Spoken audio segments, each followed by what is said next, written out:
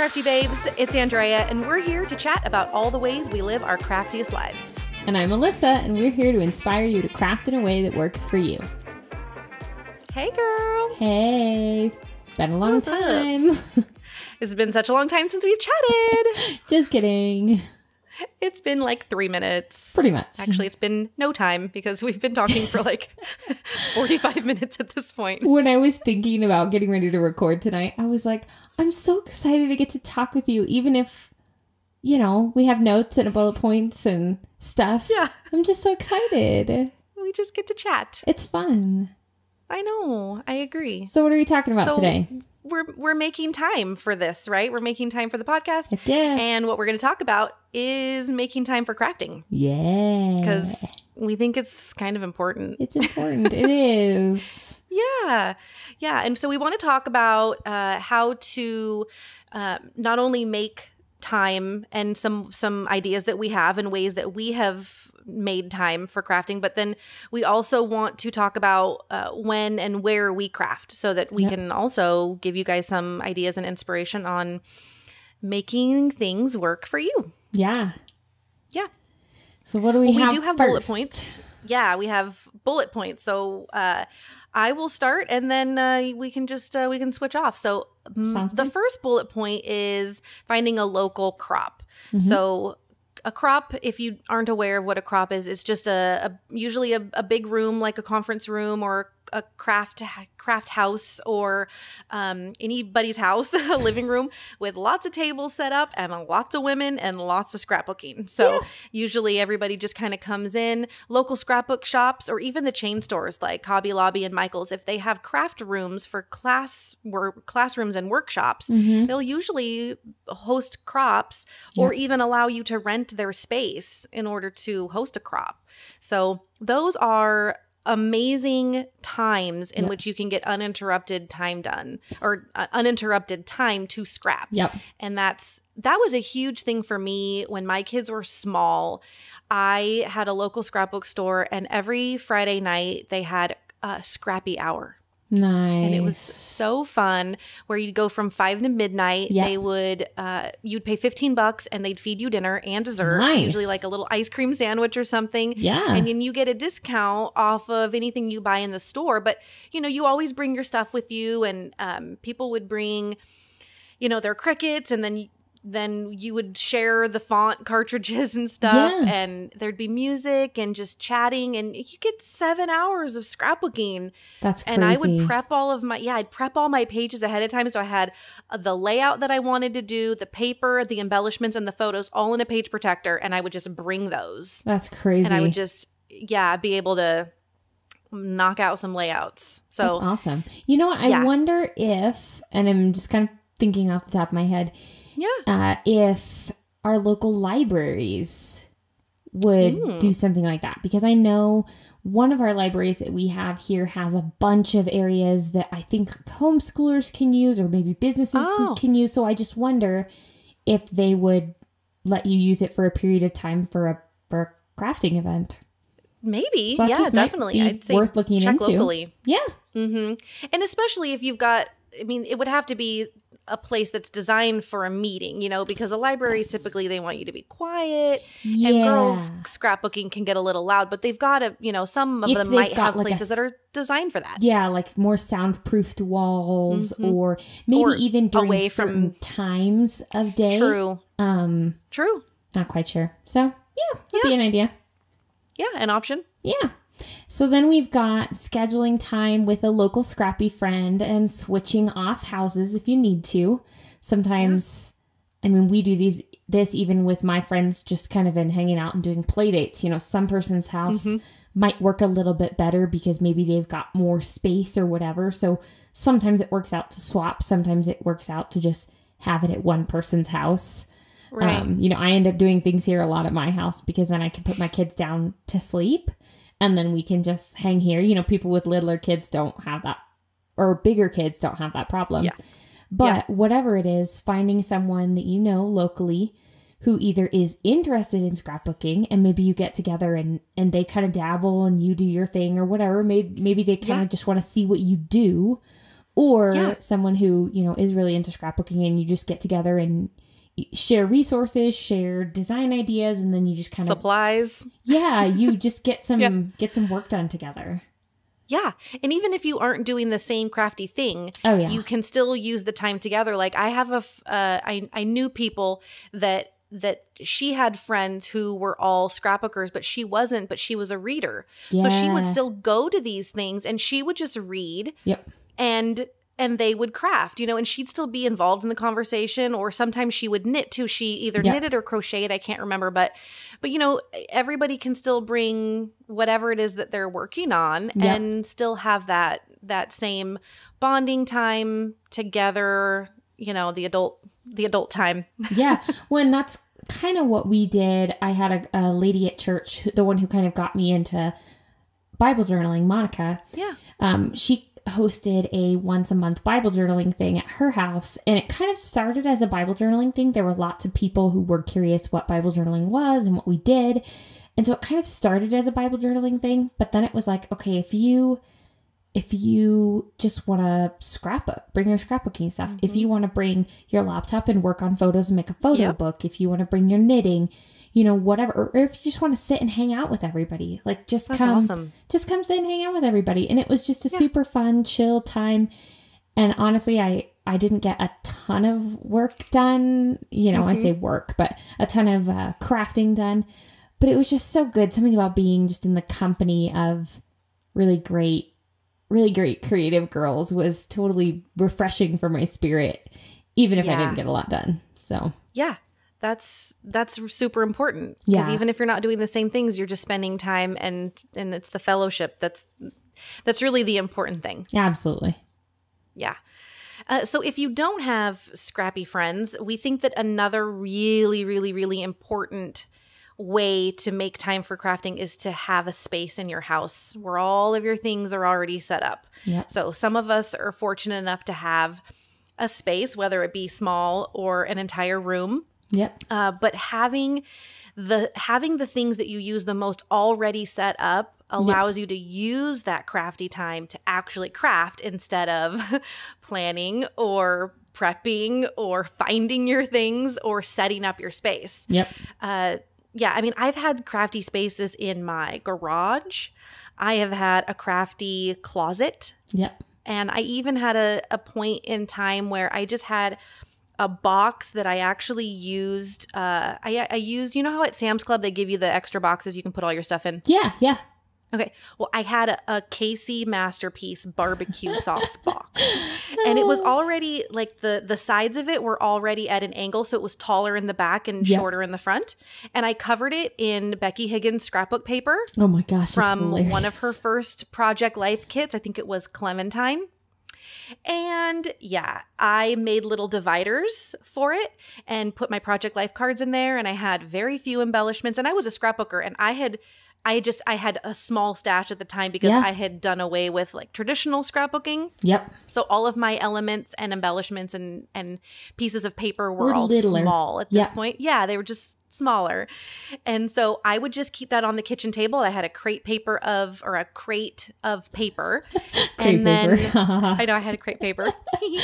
And I would just keep that at the dining room table. And then when I was finished, I would just put it underneath the table when we needed to use it. So you have a lot of options if you want to have a space, to have your crafty stuff out. It's really helpful. And I mean, what I've seen a lot of kind of girls in the crafty community use is the Raskog carts or Raskog cart knockoffs.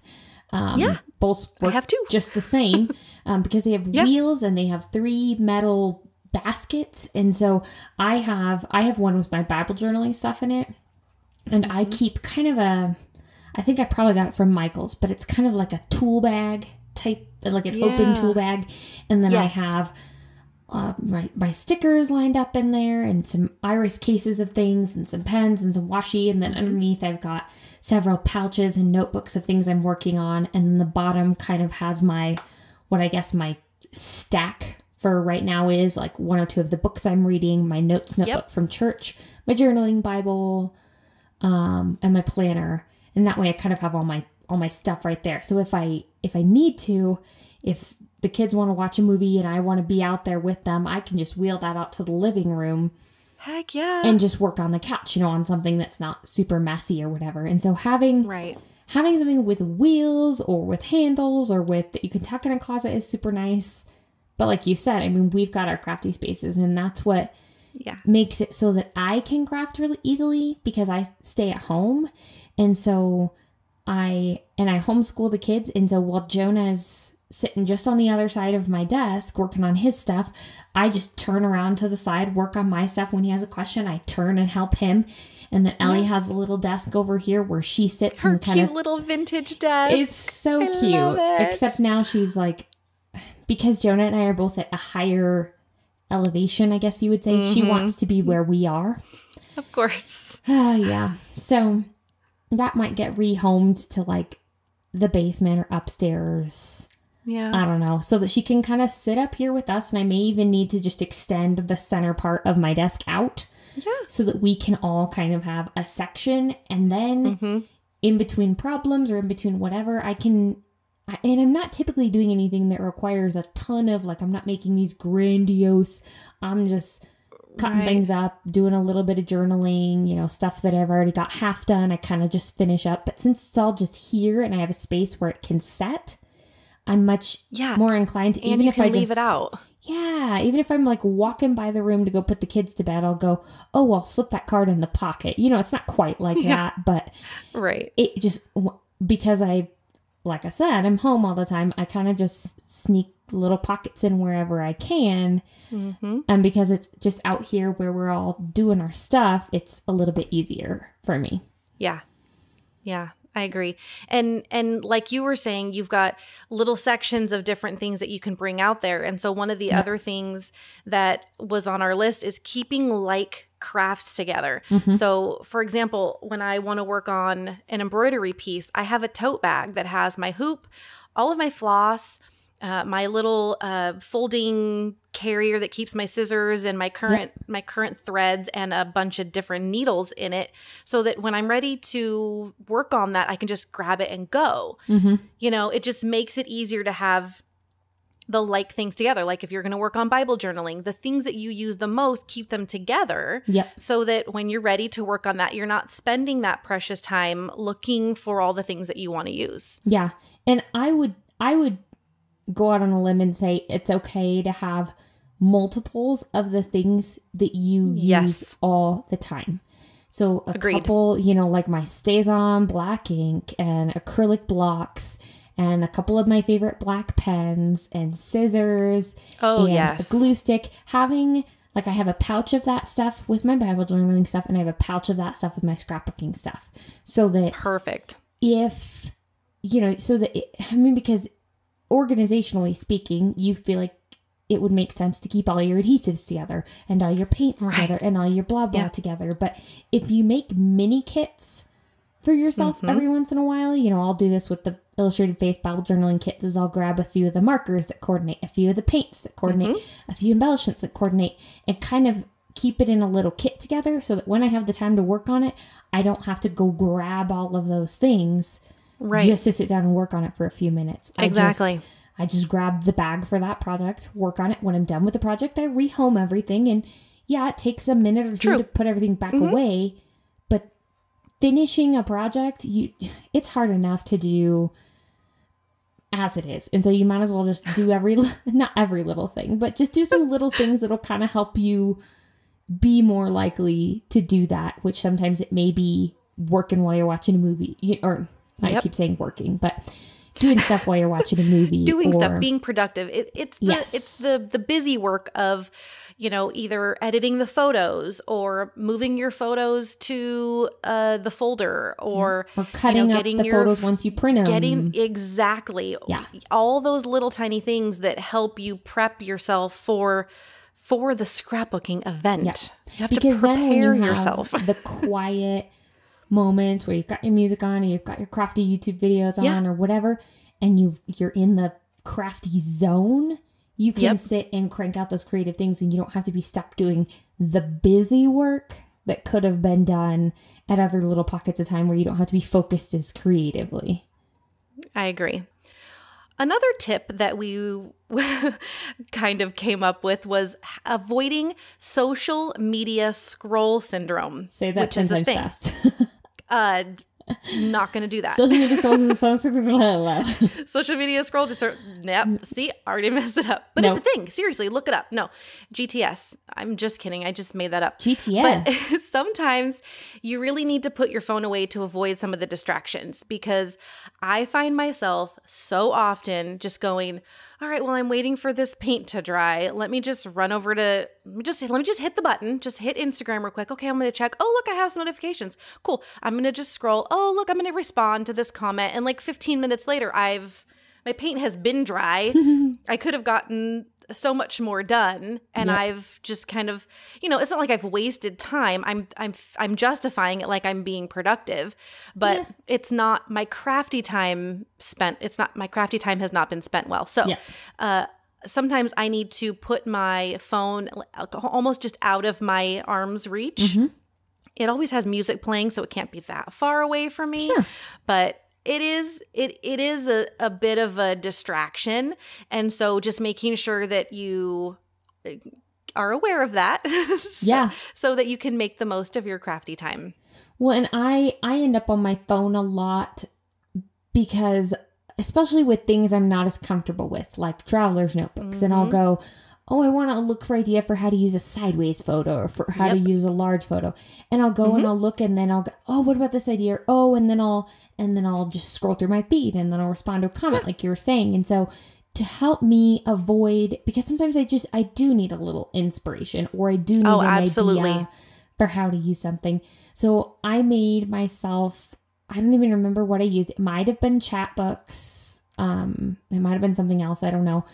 I kind of just made myself an inspiration book of some mm-hmm. of my favorite pocket page layouts, some of my favorite full page layouts, some of my favorite traveler's notebook spreads, and kind of just keep those in a hard copy. It's not a hardback book. It's a soft book. It's the cheapest, whatever the cheapest one is that they have. But just so that when I need inspiration for something, I can just quick go look in this little book, and I'm not mm-hmm. even getting on social media to look for something, because that just gets really... Like you said, it just gets super distracting.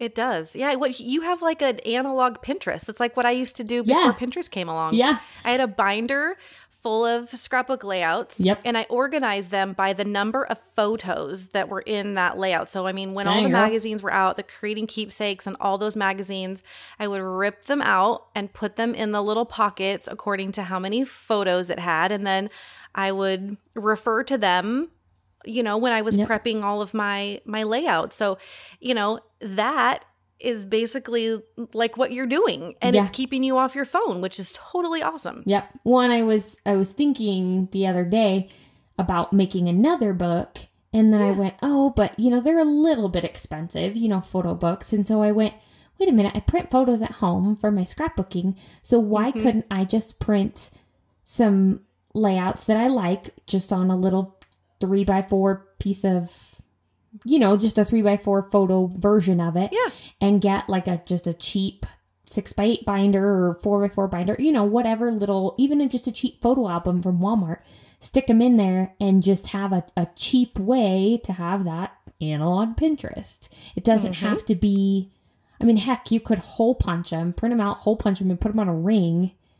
It doesn't have to be, sometimes we let like the perfect thing or not having the perfect thing keep us from an Derail idea. Us. Mm-hmm. And so it's like, you know what, you can, or if you have a file on your computer where you save those images and then you just click on that file, it's a little bit easier, or it's a little bit harder to mindlessly scroll kind of on your computer, because I think you have more things to click and stuff. But if you just have kind of some segregated way to have those inspirational things.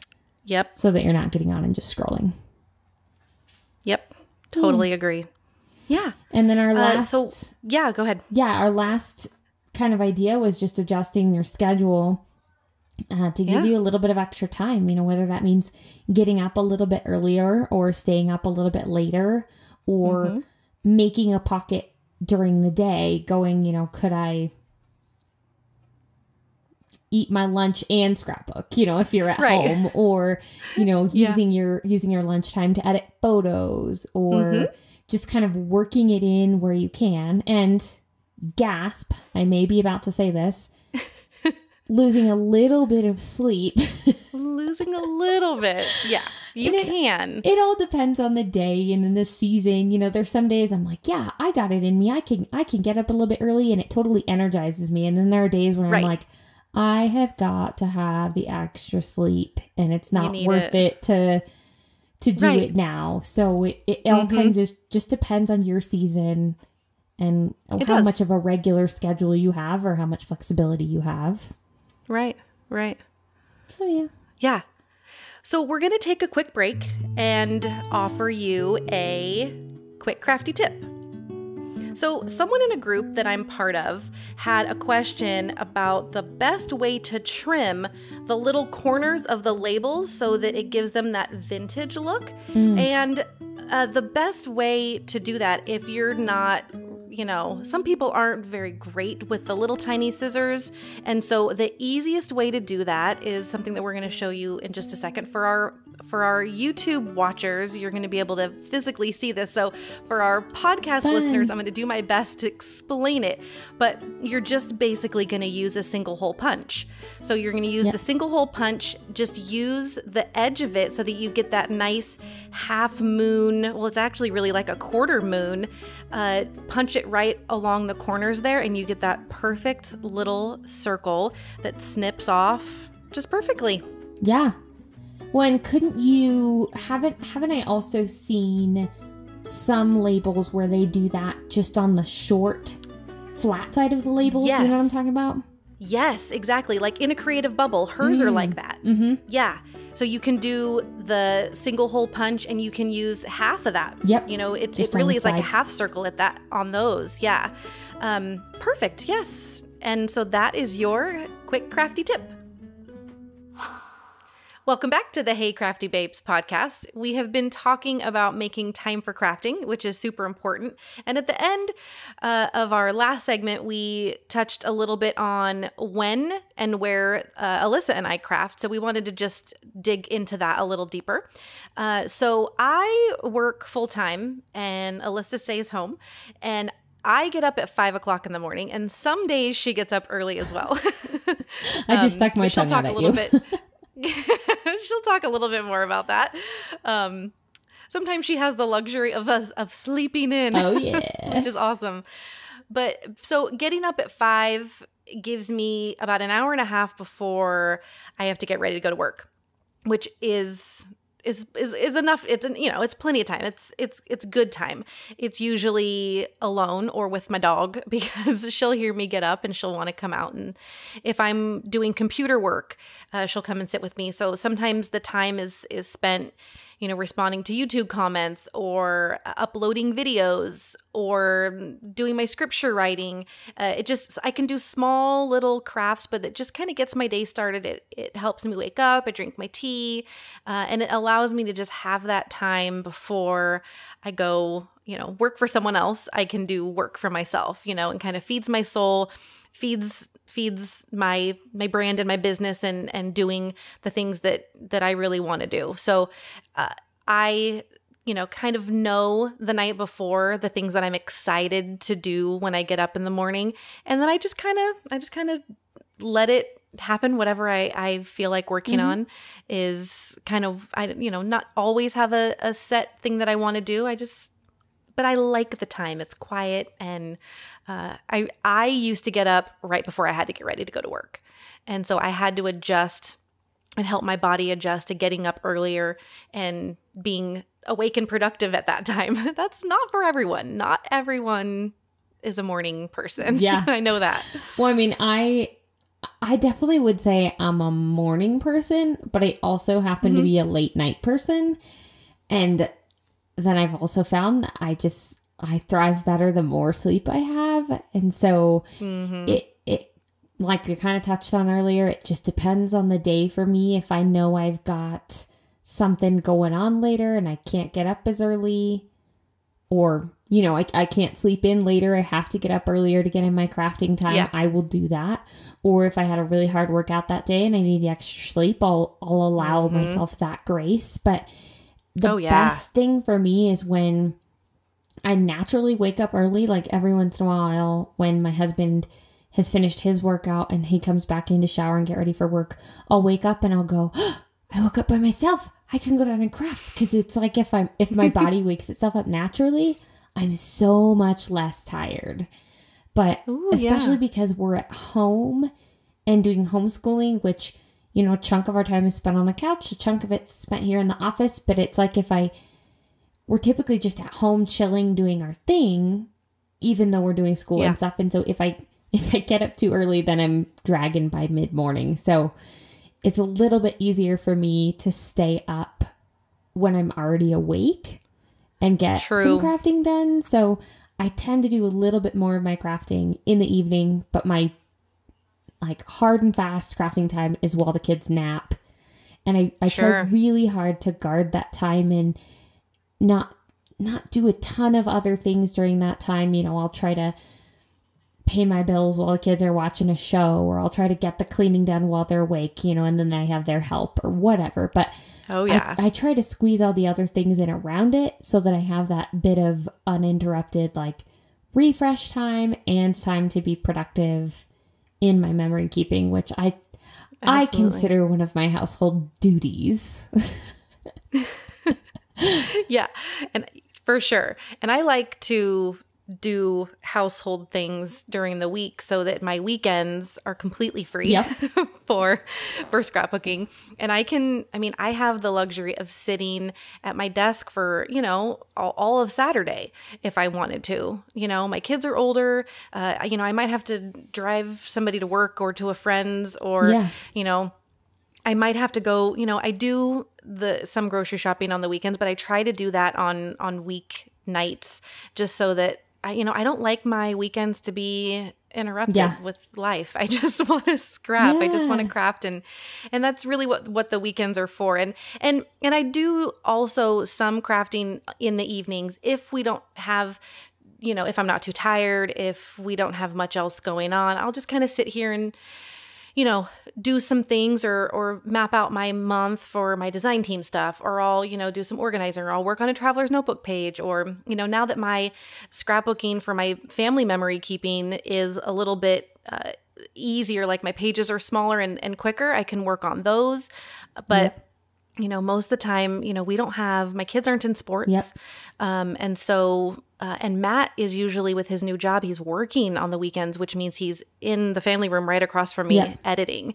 And so, you know, it's just a kind of a perfect time for us. We're all here together. You know, I'm making lunch for the kids. I'm cooking. I'm kind of roaming around. I'm cycling laundry, or, you know, we're just kind of doing chores or whatever, but we're all here. And then I'm in between all of those things, just mainly sitting here getting scrappy fun projects done. Yeah. And that's when I have found, and it's not always been like that. There was certainly a time when I did not have this much freedom, you know, because my kids were littler. They obviously needed me more. And now that they kind of have, you know, they have friends that they hang with, and, you know, I've got a teenager, and, you know, they don't need me to entertain them all the time anymore. So I get my own time sometimes, which is really nice. Yes. So that's usually Saturdays and Sundays. I love it. Yeah. Again, you know, you don't have to necessarily be a morning person. You can scrap anytime. Oh yeah. I mean, even if you had no time during the weekdays at all and you just scrapbooked weekends, or if your weekends were always busy, so your time during the week after your kids are in bed, or if you don't have kids or whatever, that was your time. You know, you just kind of got to find your window of time, have a couple kind of scheduled times. That just helps with making sure you have that time, and then fill in some extra things wherever you can. It's helpful. Yeah. Yeah. Agreed. Yeah. Okay. I think, wow. Did we cover everything? I think so. Lord knows we talked a lot. We did. I Yeah. Well, then I think we're going to wrap this episode up.